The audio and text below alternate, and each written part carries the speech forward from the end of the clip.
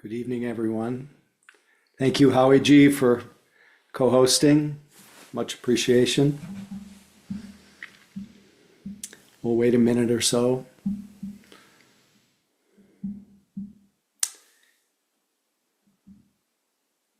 Hey, Maureen, I see you right in front of me. Looking good, Howie. Look good to see you. Same to you.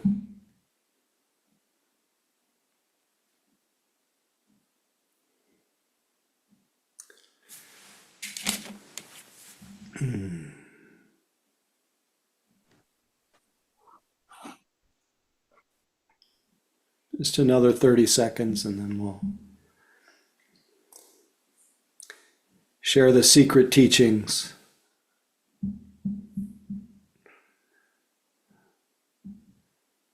Only because they will be secrets to the ones who are not here.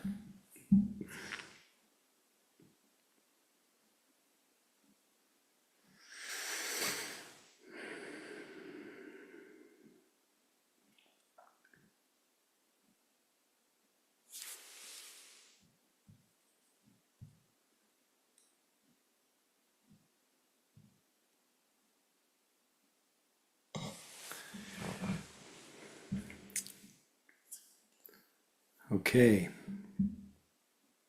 There are no secret teachings. That's the secret teaching. Anyway, happy to see all of you and quite excited to be able to sit together, to feel the mutual support and deep care for ourselves and each other that gets expressed by giving ourselves the gift of quiet, simplicity,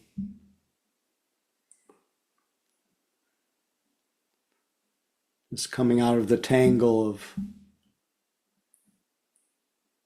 preoccupation and fear and yesterday and today and just yesterday and tomorrow, and just dropping into the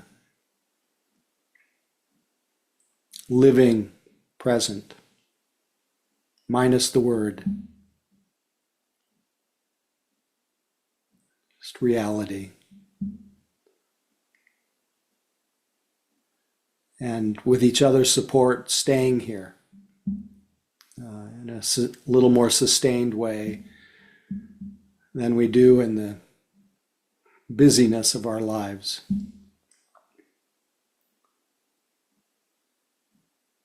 So maybe, if you all wouldn't mind, we'll do our hellos right now and just feel the shared energy of your picture, if you're willing to show it, and then your voice, if you're willing to say hello or interested in saying hello and saying where you're calling in from. Maureen from Regina. Hey, Maureen. Pat from Regina also. Yay, Pat. Frank, San Francisco. Hey, Frank. Madison, San Francisco. Hey, Madison. Dan from Jackson Hole. Hi. Welcome, Dan. Good to see you again. Yeah. Hi. Pat from Hi. San Francisco. Pat from San Francisco, welcome. You. Leith from Edmonton. Hello. Hi, Leaf. Welcome. Ajala, San Francisco. Hello, Ajala. Great to see you. Berkeley. Hey, Keith. Glad you're with us. Evelyn, San Luis Obispo. Hi, Evelyn. Glad you're here. Charlie from Rockport, formerly in Berkeley. Hey, Charlie. Welcome. Michael, New York City. Hey, Michael. Nina Glad from you're Coral here. Valley. Hey, Nina. Welcome. Heidi from San Francisco. Hey, Katie. Oh, Heidi in from San Francisco. Hi, Yeah, Heidi. I'm Katie. I I'm see Katie too. From San Francisco. Great. Okay, well, we are covering the land, hopefully spreading the love Mm. and not the hatred. This is really our counterbalance to the poisons that seem to be governing our universe right now. The poisons, what I mean is greed, hatred, and delusion. And the antidote is obviously wisdom, generosity, and love. So one of the conditions that makes it possible for these more wholesome qualities to flow naturally is a mind that is a little bit more empty of its usual preoccupations. As one of my favorite teachers put it, when the mind is free of its preoccupations, it becomes quiet. And if you don't disturb that quiet and you stay in it, you'll discover that your heart mind is permeated with a light and a love you've never known, but you recognize it at once as nature, as your own nature. Once you've tasted this, you'll never be the same person again. The unruly mind will break that peace and obliterate that vision, but it's bound to return if the effort is sustained. Till all bonds are broken, grasping, attachment, aversion ends, and life becomes fully immersed in real time, in the present. So at least we do our part tonight to at least get a little bit of a taste of our mind free of its usual preoccupations, and just notice the natural quiet of our own mind when it's not looking ahead and it's not looking back, when it's just here. And the way that we anchor our attention to here, to real time, is to find our body. And so let your eyes close softly so that you move beyond the idea of the body, a picture of the body, to much more felt sense. Feel the aliveness, feel the vibration, feel the pulsing. Feel alive. It's not personal, this is nature.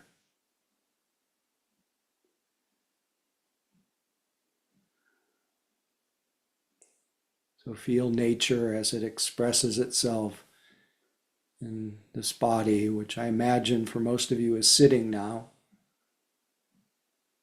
Feel that shape and that form that we mostly feel as points of sensation. They're like stars flickering in an evening sky. And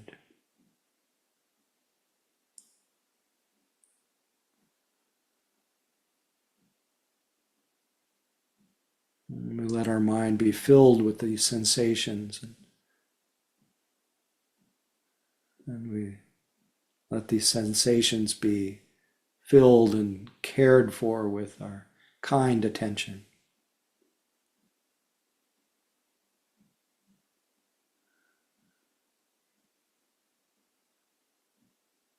And harmonizing our attention with our body naturally brings a little calming, sometimes called shamatha or calm abiding. And we support that calm abiding with the continuation of just feeling our body sitting and feeling it breathe. And letting our attention just receive and feel intimately the body's in-breath and out-breath.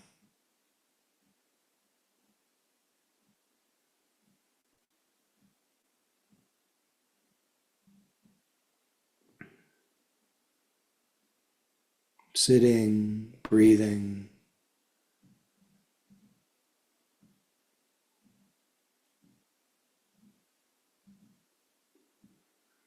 It's noticing whether the body is breathing a short breath or a long breath, a rough breath or a smooth breath, a deep or shallow. But making no attempt to alter the breath, just letting nature express itself. And this is one of our doorways into the selflessness of our existence. It's nature. It's not me, it's not mine.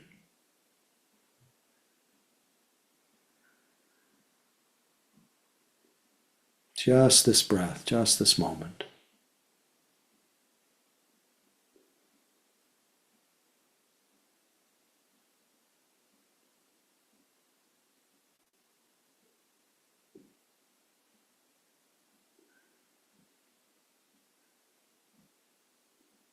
So in our practice, the body and breath are a source of calm, but they're also a source of insight, knowledge. Actually experience how it is.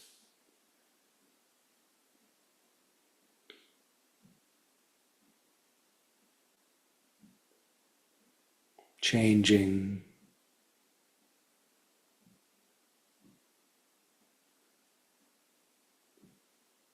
Just happening all by itself. And we let go into that stream of change. Just this moment, just this breath.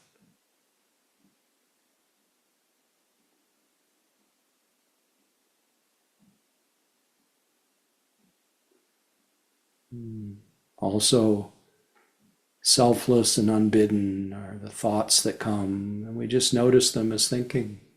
The moods that come, we notice them as internal weather, changing. The sounds, and a whole field of sensations.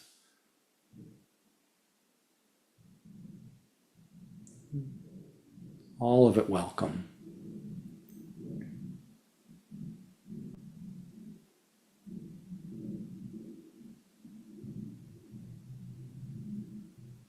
All of it made more available if our attention is connected to our bodies.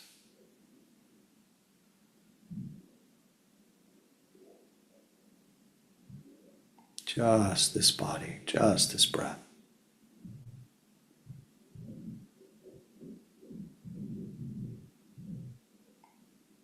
Just this moment.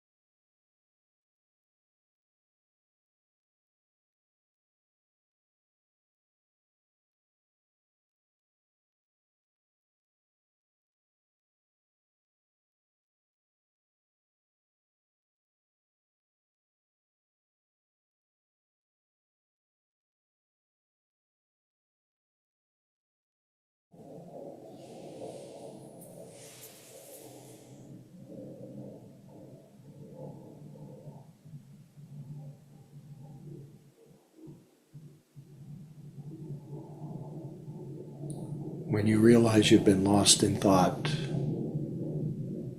know this as a moment of mindfulness, re-arising. Once you're awake to where you are, here, just anchor your attention again in your body. Sink into the breath. Welcome whatever other sense experience lights up in your mind. Whatever's here.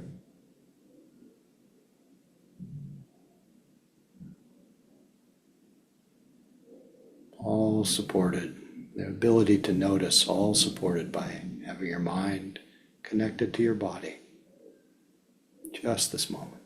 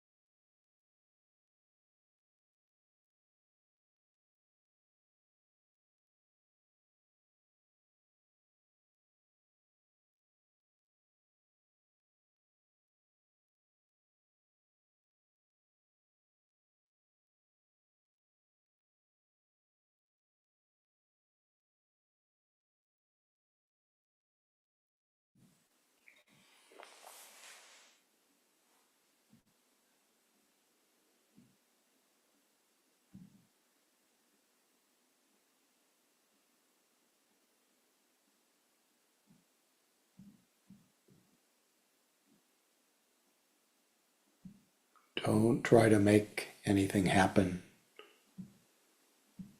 This is, if you are, this is greed in the mind. It will create tensions.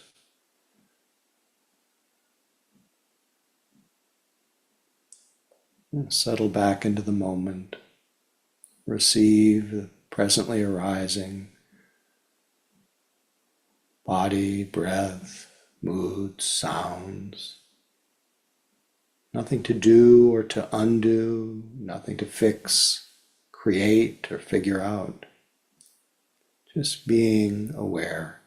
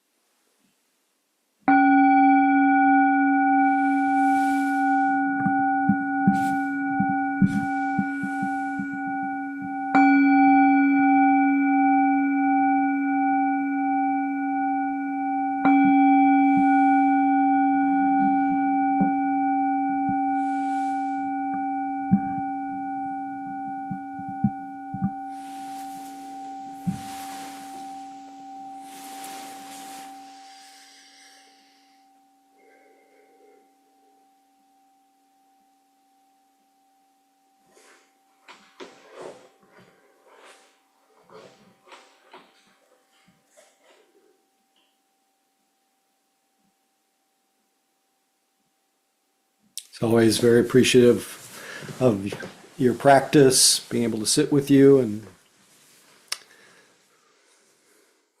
come out of the seclusion of the inner world to opening my eyes and seeing all of you.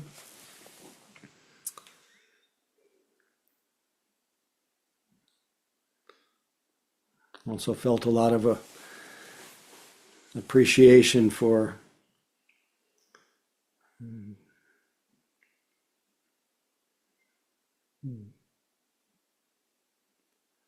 the accessibility of simplicity.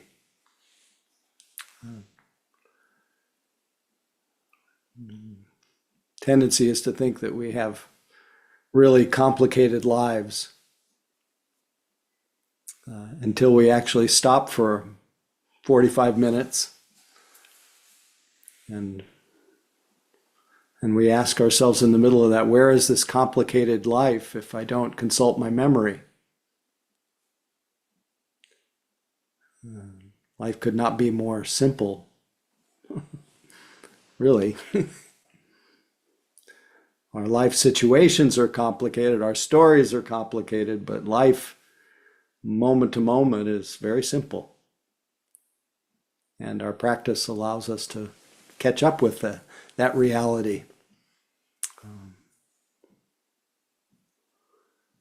Maybe sometimes we need those little grand quotes from the likes of Sri Nisargadatta Maharaj, which I started the evening with. It says, when the mind is kept away from its preoccupations, it becomes quiet.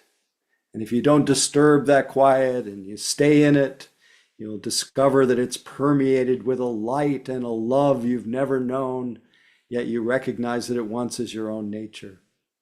Once you've tasted this, you'll never be the same person again. The unruly mind will break that peace and obliterate that vision, but it's bound to return. The effort is sustained, and life becomes supremely, grasping and attachment ends, life becomes supremely concentrated in the present. So that's a beautiful thing and may inspire us to come into present time, but present time is really much more ordinary, much more simple, much more just nature.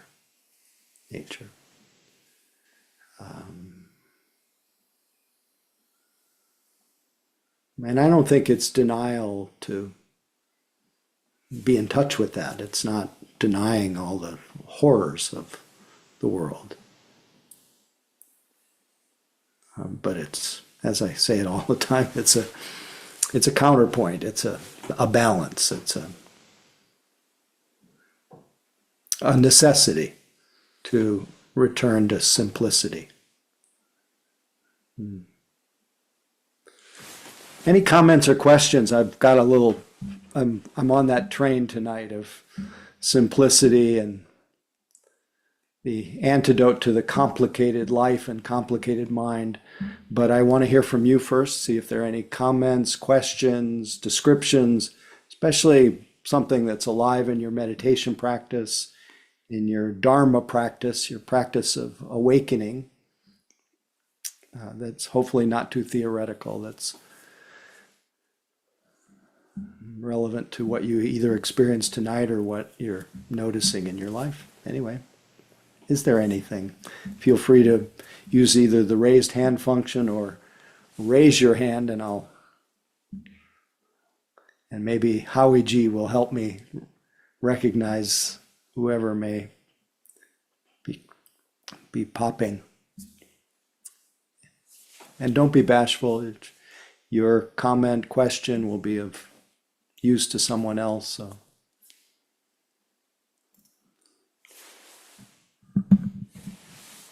feel free.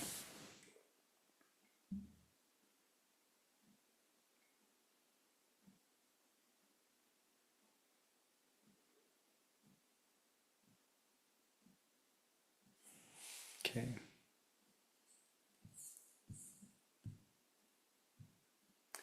Heidi, did you have your hand up? Is that my imagination? No, you're, Sorry, I have a very loving dog next to me and okay. under control. Welcome, doggy.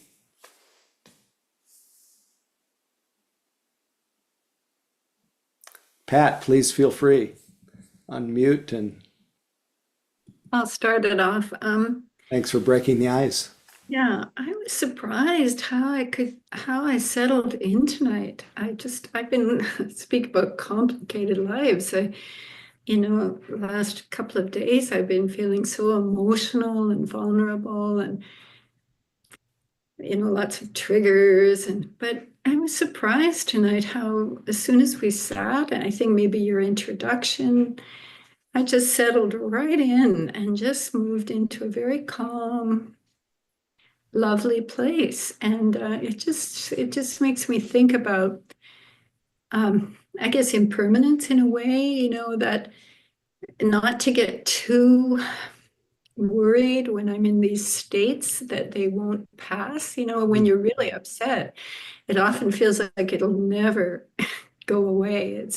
Bottomless. Yeah. And tonight it was just, so I'm very grateful.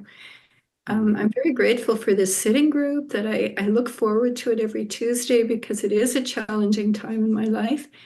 And even though I don't know a lot of the people here, I feel a lot of warmth and caring in the group. And I trust you, Howie. And so it's just but tonight I was really able to just settle right in and move into a really place of peace and calm. And so grateful for that. So I just wanted to state that. Thank you. I'm very happy for you to be able to know you have access to that and know that you benefit by practicing together. But this is, I think we do, I say it every week, but I think we need each other. We don't tend to stop on our own and trust and let ourselves be held by life until we have others. I think it's the way we're wired as human. We're as human beings, we're communal, and we need sangha. That's yeah, happy that you accessed and that you used the word grateful. And just as I'm going to open up to everybody else, but I'm glad you're here as well. But Pat reminded me that during the sitting tonight,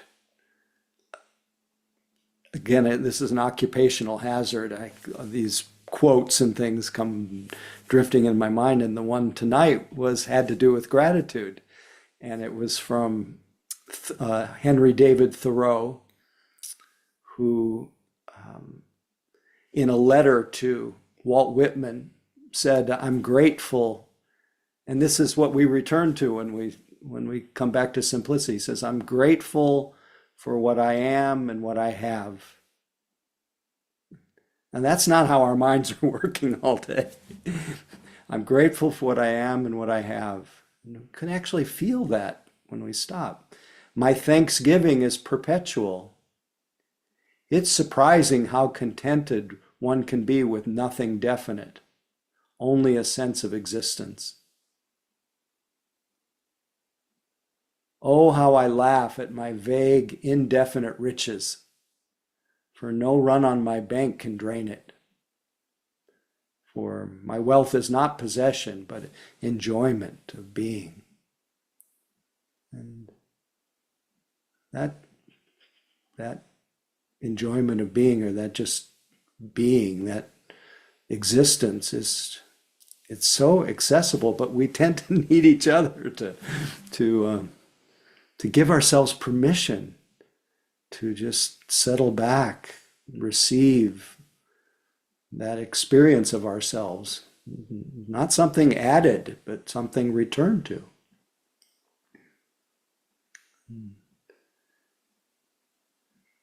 And hopefully we do it enough together, and we do it enough alone that the fragrance of it just starts, it not just starts, but it fills our life. I always say, what a gift that you can offer to the people who have to live around you every day. If you mostly are, if that fragrance is simplicity and peace, quiet, dropping in, enough, not leading with lack. And when I say that, I don't mean that we don't have lots of mind moments of lack, but if the preponderances of that feeling of enough, then the moments of lack are maybe don't seem like they'll last forever. The moments of whatever it is that seems so depressing can be experienced as just another challenging weather front, but one that we can navigate because we know our real state is simplicity. Anyway, sorry to go on. Anybody else, please?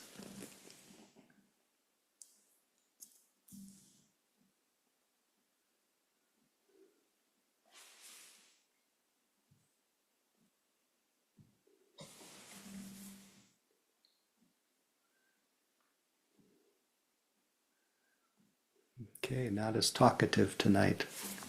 It's fine.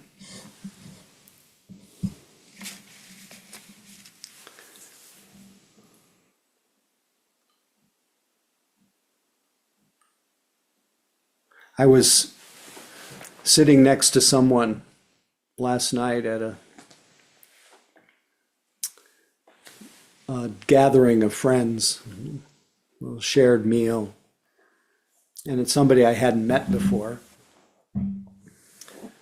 But I was describing this what feels like it's a phenomenon that occurs from when we sit and when I sit, is that I can be pretty scattered and feel kind of cloudy and don't know really what to say or how to say it. Feel a little bit lost in a way.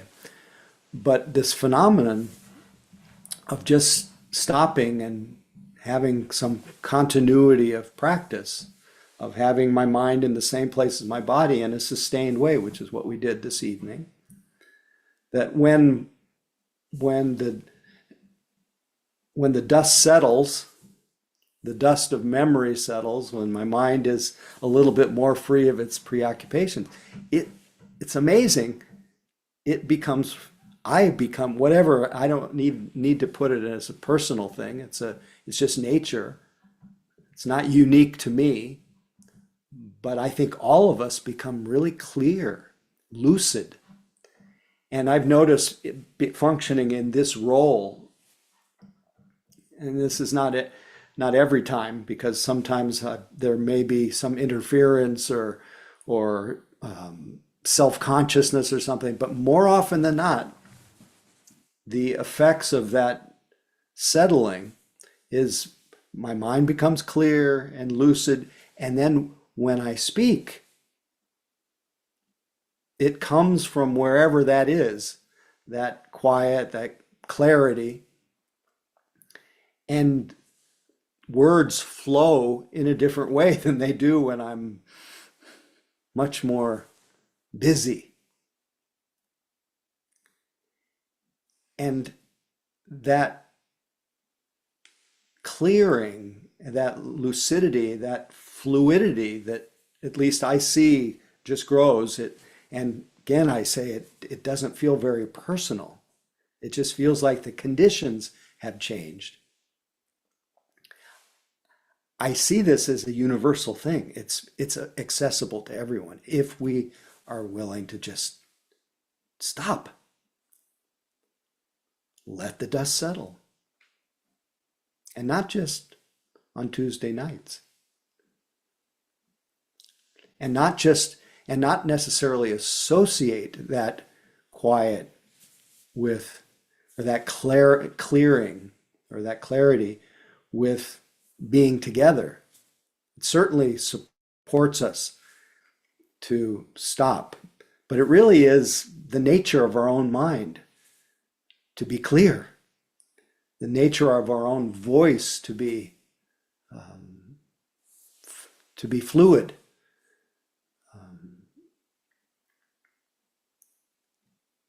It's just a matter of knowing that.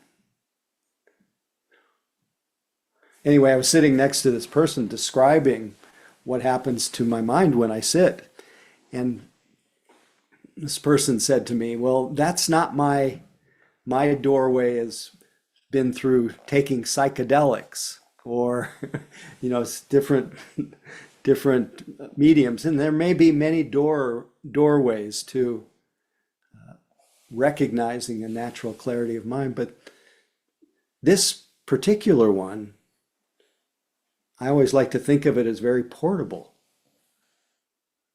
And it follows me at any time if I'm riding in a taxi or I'm just walking in the forest or the desert or whatever. Just if I notice that I'm walking and I just stay with the steps for a moment, it's like the sky opens.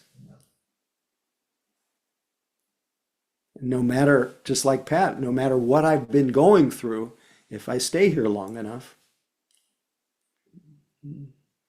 that clarity returns.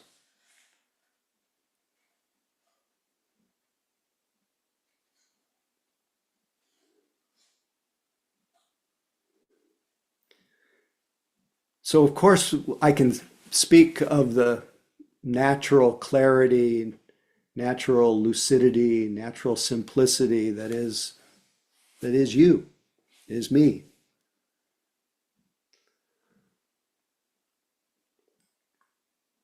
But there are these teachings as well that are meant to inspire us to make this our devotion for the benefit of all beings, to create the conditions, the inner and outer conditions of simplicity and clarity. And that can be framed, the teachings can be framed as a return to clarity, or it can be a little bit more, our identities tend to like a project, tend to like something to do and something to become. And the Noble Eightfold Path that we often refer to in the teachings, the fourth noble truth from the Buddha, the truth of suffering, first truth, stress, that which is hard to bear. Second truth, the cause of stress, what keeps us spinning in the samsaric loop, endlessly wandering in time and confusion and tension. The end of that tension, the third noble truth, the cessation of suffering and the causes of suffering. And then the fourth noble truth, the path. And that path is often framed as the path of purification. And I find the part of me that wants to be enlightened, wants to be awakened. I like that idea of purification, of action. That's the first, the byproduct of that is simplicity. If my actions of body, of speech, of thought, if what I do with if I tell the truth, if I don't take that which is not offered, if I don't harm anyone through my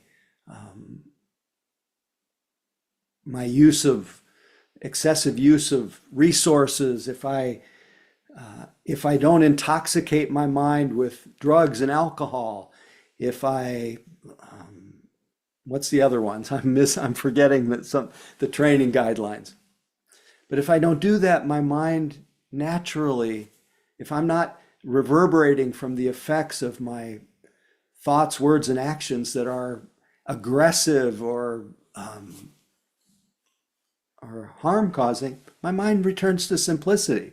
But I can, when I frame that as I'm purifying my actions, it's exciting. It's exciting. Yet it's really just a return to simplicity.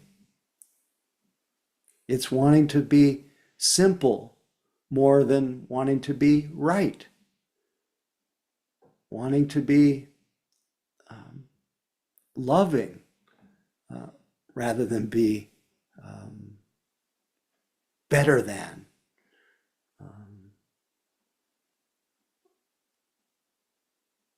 It's just keeping things simple. And the second part of the Eightfold Path, purification of mind. It's exciting to be able to purify my mind of the poisons of greed and hatred and delusion. And to know what it's like to have a mind that is even temporarily free of preoccupations. It's exciting. But the purification of mind, the middle part of the Eightfold Path, right mindfulness, right concentration, right effort, it's really just a return to the natural state of quiet and simplicity. It's not something being created. It's not becoming someone. Even though identity wants to become someone. In fact, becoming someone complicates the mind. The reason I just said that is because I looked over and saw one of my favorite internet stories, short story, about identity, about being someone. This is from 2002. This is now 23 years ago.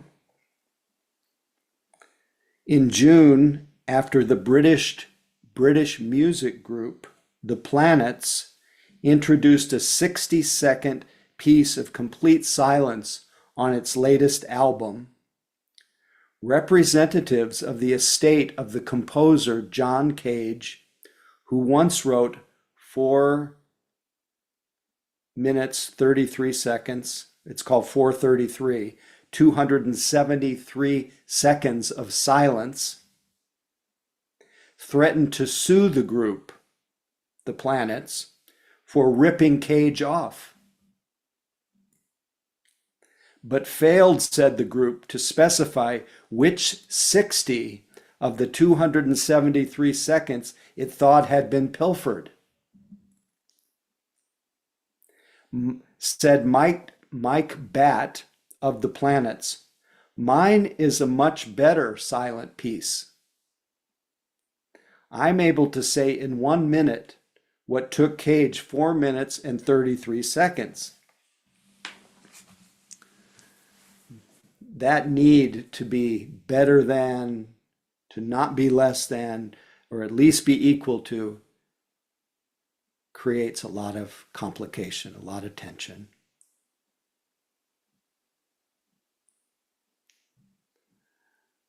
So the purification of mind,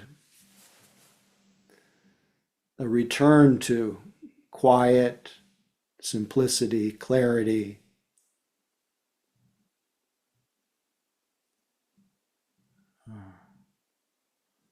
at least temporarily, the absence of the poisons of greed and hatred and ignorance. Greed very much complicates the mind.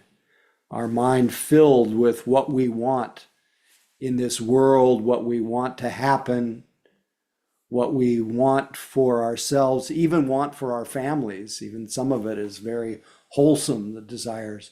If our mind is filled with these wants, it often feels like there's no rest anywhere. There's no rest until we reach the end of the rainbow. And, we manifest the golden dream. And unfortunately, the golden dream keeps moving. So there's no rest in it, and it keeps our minds very complicated. And then the hatred, the aversion in the mind. Often identity is built up around aversion, our views and opinions. Someone was telling me today, maybe you've been doing this during this period where, this political period where, well, I'll just tell you the story of this one person who was telling me that they imagined that I have certain views about things. And they have in their mind, and this is all going on in their mind, that they have different views. And the person was disclosing, it was such a beautiful and humble thing. They were disclosing that they are spending a lot of time imagining me and imagining themselves having arguments with me about the world affairs. And then feeling closed-hearted. and you can tell, as I tell this story, nothing really happened except this manifestation of complication in our mind, or what we call in the Buddha's teachings, we call papancha, proliferation, the movement from the bare data of cognition, the simple sense experience, to this phantasmagorical version of life that's playing on in our mind. That complicates our lives, that papancha. And our purification of mind allows us to either see that as it's happening. And this person, I was actually applauding this person for being able to make that shift from being completely lost in it to noticing that. And what a wonderful thing to be able to notice what your mind is doing, and then to be able to disclose it to me. I'm often ashamed to tell somebody what I've been thinking about them, but to be able to say it, and say it without a lot of self-consciousness, very cool. But nevertheless, living in that universe, which we all do in our own little ways, is stressful. It's complicating. That's why it's so essential that we do something, enter some doorway that returns us to our natural state of clarity, of lucidity.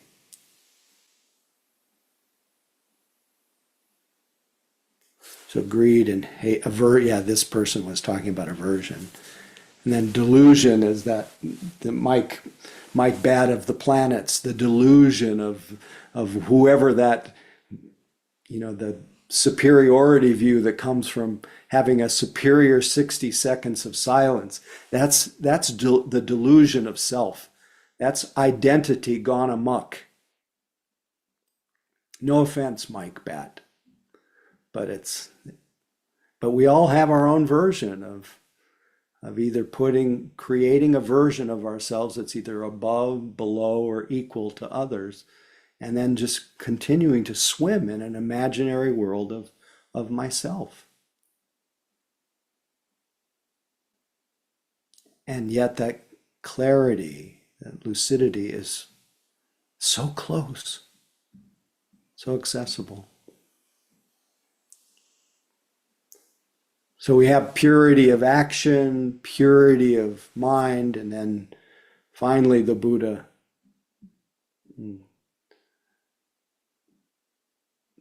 talked about the purification of view.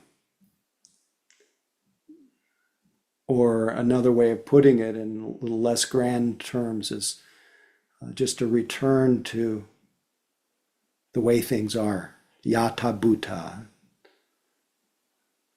knowledge and vision of things as they are. I think I talked about this last week. but purification of view is inclining our practice to reveal to us that, so that we see it for ourselves, that our actions, as I talked about before, of body, speech, and mind, have consequences. What we think about, what we do, what we say, it has consequences. And so to incline our mind toward actions that bring gladness, that bring love, that bring joy, that bring clarity, that bring lucidity, all those things, that your actions of greed and hatred and ignorance bring stress, actions that lead practicing wholesome things leads to happiness. So that's what's called mundane wise view, is to understand a little bit more from your own experience, karma, that your actions have consequences. But the deeper understanding that hopefully, as one purifies their view, the deeper understanding that reveals itself is none other than the first three noble truths, that there's a lot of stress if we're born. And denying it creates lots of tension. Opening to it brings some relief and brings compassion and open-heartedness.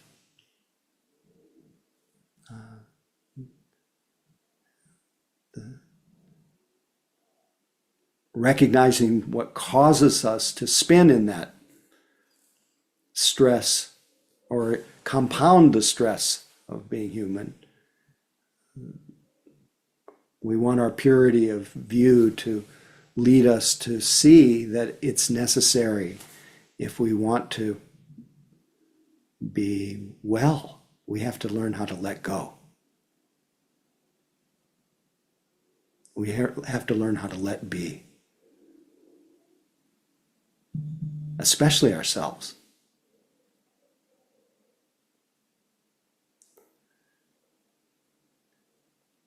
And we hope, and we also want our purity of view to reveal to us that there really is an end, a cessation to that spinning in our mind, that complicating of life, an end to samsara, endlessly wandering, endlessly waiting for a future that never arrives. And then to actually realize that. And realize that as close at hand.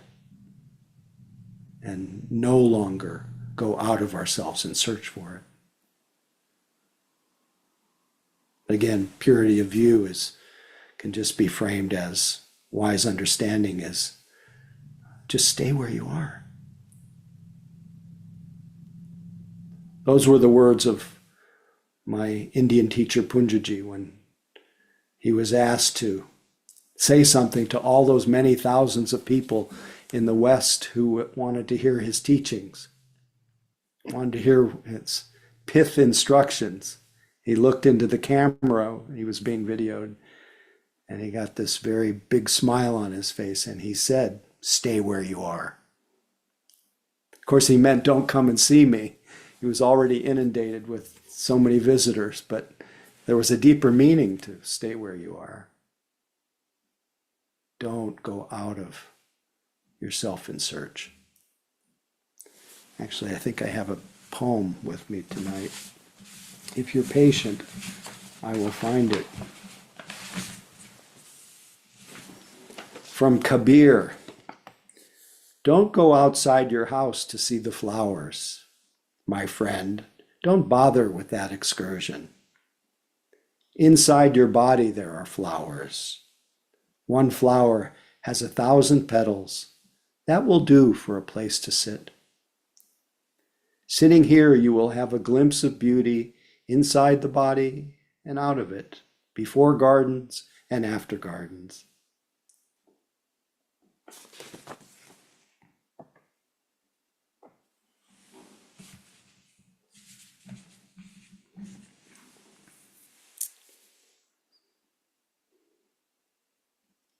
So I know that's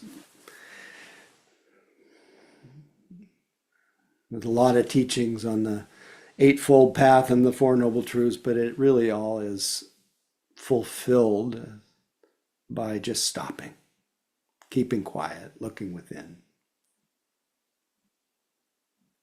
not postponing this, not waiting till all our economic, our political, our social, everything gets resolved. Not holding ourselves, not letting our well-being be defined by any conditions in this world. And maybe finding this, recognizing this freedom so that we're free to help out where help is needed right now.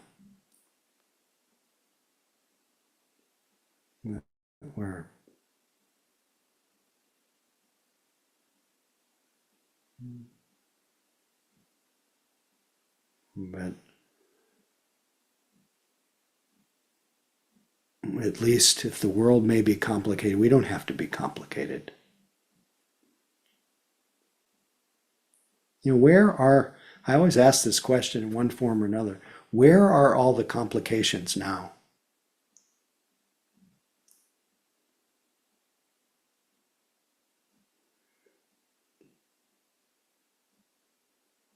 To me, Sangha focuses, the teachings focus us on what's on the real.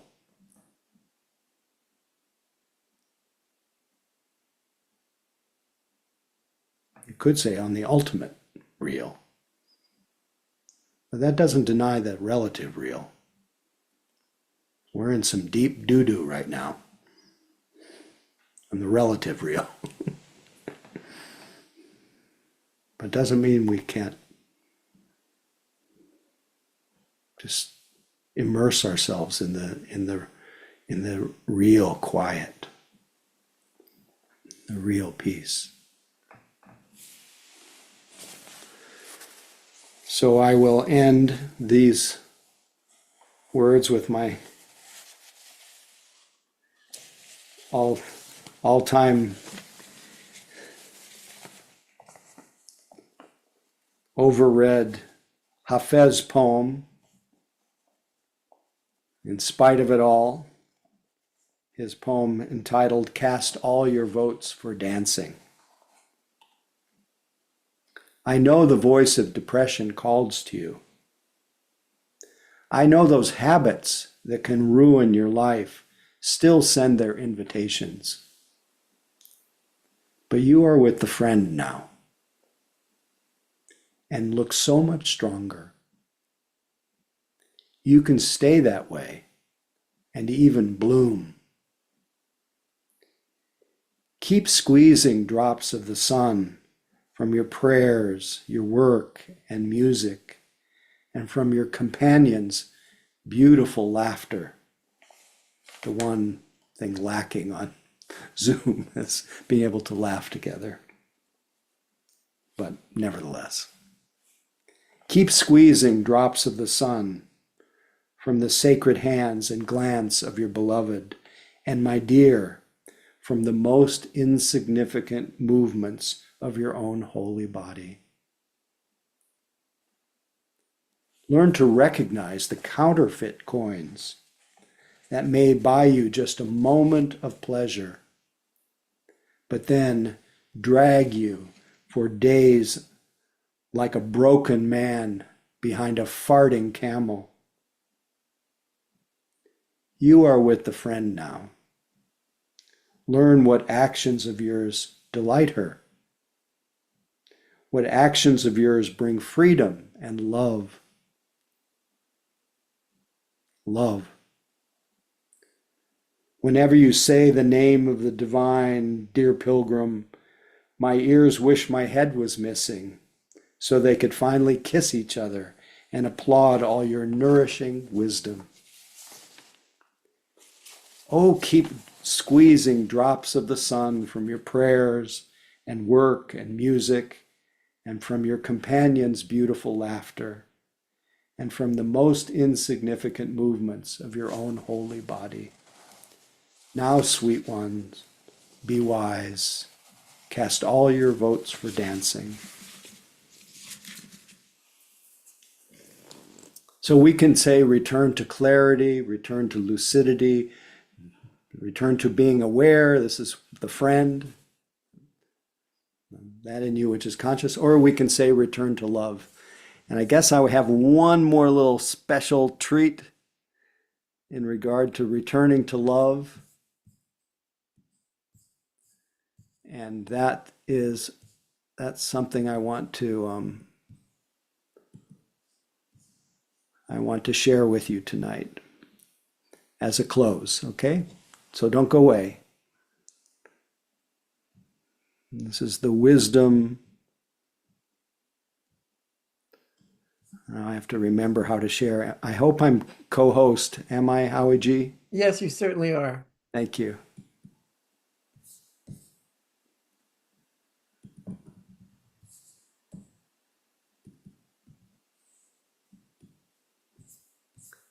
Okay, here we go.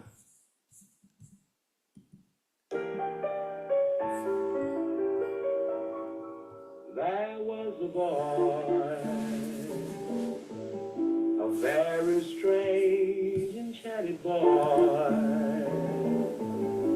They say he wandered very far over land and sea. A little shy and sad of eye, but very wise was he.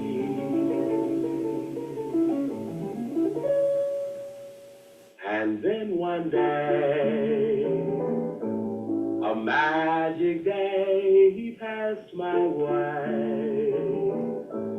And while we spoke of many things, fools and kings, this he said to me: the greatest thing you'll ever learn is just to love and be loved in return.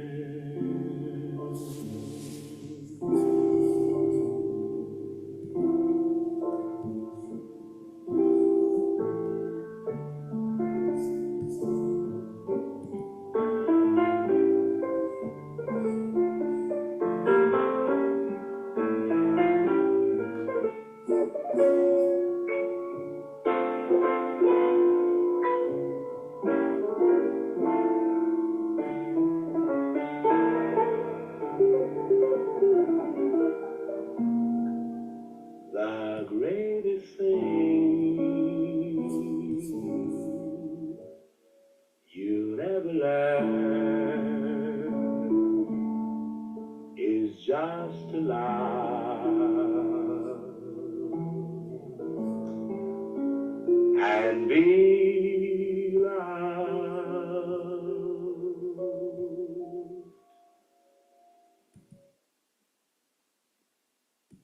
in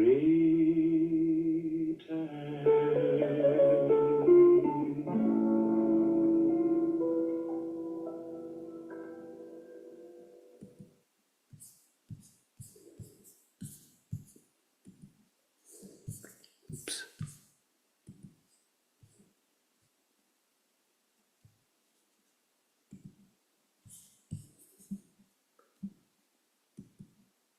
Oops. I think I screwed up. We heard the song, Howie. We didn't see the video, but we heard the music. It was just perfect. Great. Anyway, thank you for staying with it. And Howie, you have any announcements tonight by chance? Yes, I have two. And if you want, while I'm talking, if you want to open up the chat, you can refer to what you can see what I just posted just above the bottom two ones that Matthew and Charlie posted. So our good friend and Sangha member and co-volunteer, Catherine, went to a movie the other night, and she was gaga about it and asked Mary and if asked if we might post an announcement of this movie. So I don't need to repeat it, but there's going to be one more showing of this movie that may not ever be otherwise seen through streaming or in theaters. And it's a movie, it's a world premiere of a documentary about Gary Snyder in Marin at the Raphael Film Center. I think it's at 7 p.m., but there is a link here for you to find out about it. For those of you who don't know, Gary Snyder he's 94 years old. He has been an incredible progenitor of so many things, including having been a Zen monk, a fabulous poet, a part of the beginning of the the beats of San Francisco. He's a Californian, and he's just a master. And this movie is going to have footage of him. There'll be people talking about it later, footage of Allen Ginsberg, Peter Coyote, Jane Hirschfield, etc. So it's a must see if you can make it there. I'm going to try my best, even though I fell down and practically broke my ribs the other day. So don't know how I'm going to get there. So that is a highly recommended. So if you if you can't see the chat because you're seeing this later or you're on YouTube, just go to the Raphael Film Center website and in Marin, and then you'll find out about it. And Great. quickly, I want to say, because I don't want to take your time, that we're always remind you about Donna. Donna is important. It's vital. It's wonderful. It's a way to show our appreciation for Howie and the teachers and for one another by preserving this Sangha. So I have put that in the chat also, ways that you could contribute. Thank you, Howie G, and thank you for co-hosting and all your support for Mission Dharma. And thank you all for being here. Feel free to unmute and say goodnight to each other so you can hear those voices and feel the love. Good night, everybody. Good night. Good night, Howie. Thank you, Howie. Good night, Good night, everyone. Everybody. Thank you. Thank you, Howie. Take Thank you, care. Howie. Thank Good night, you. everyone. Right. Thank you. Stay where you are. Oh, wow. I can't move that fast. Good night, all. I'm going to stop there.